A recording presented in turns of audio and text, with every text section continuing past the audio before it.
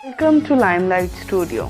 आज की वीडियो में हम बात करेंगे कई बरसों तक दुनिया का सबसे अमीर तरीन रहने वाले इंसान की।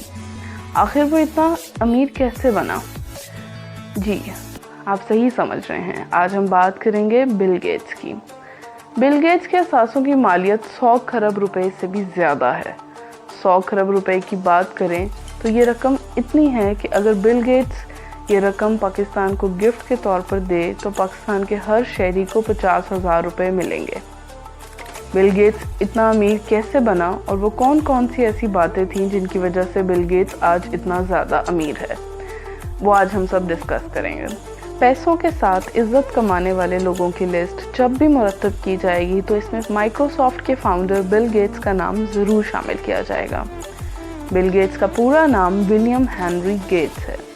वो 28 अक्टूबर 1955 में अमेरिका के शहर वाशिंगटन में पैदा हुए। वो अपनी 2 सिस्टर्स के साथ पले बढ़े। बिल गेट्स के फादर टीचर और लॉयर थे और उनकी मदर भी एक टीचर थी और वाशिंगटन यूनिवर्सिटी में पढ़ाती थी। बिल गेट्स बचपन से ही क्वाइट और शाय होता था। वो खेलने कूदने की बजाय चुपचाप रहता था।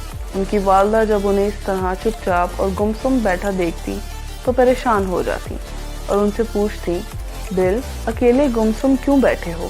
तो वो जवाब देता, मैं सोच रहा हूँ, मुझे डिस्टर्ब ना करें।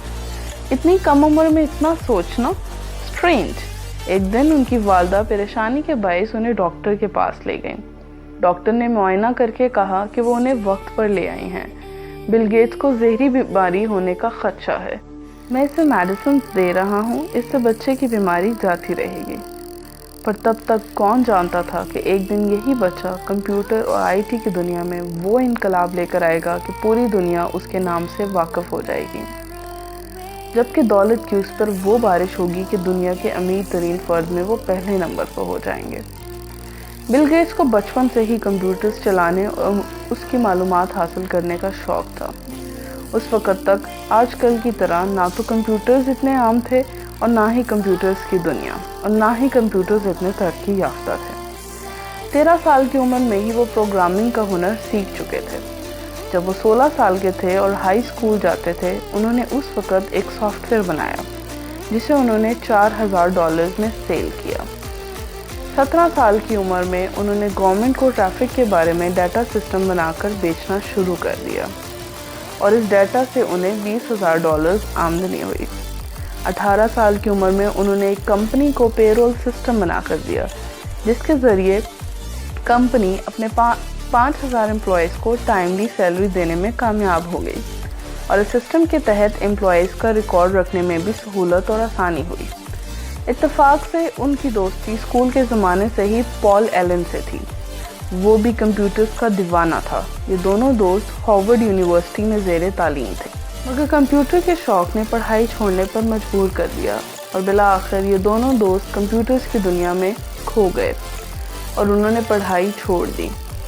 उनका ख़ास प्रोजेक्ट कंप्यूटर के लिए एक ऐसी ख़ास लैंग्वेज को तरतीब देना था जिससे कंप्यूटर चलाने में आसानी हो और उन्होंने वो ख़ास लैंग्वेज मुरतब कर ली और उसका नाम बेसिक रखा, जिसने कंप्यूटर को पूरी दुनिया में आम करने में इम्पॉर्टेंट रोल प्ले किया और लोगों को इसको समझने में आसानी हो गई।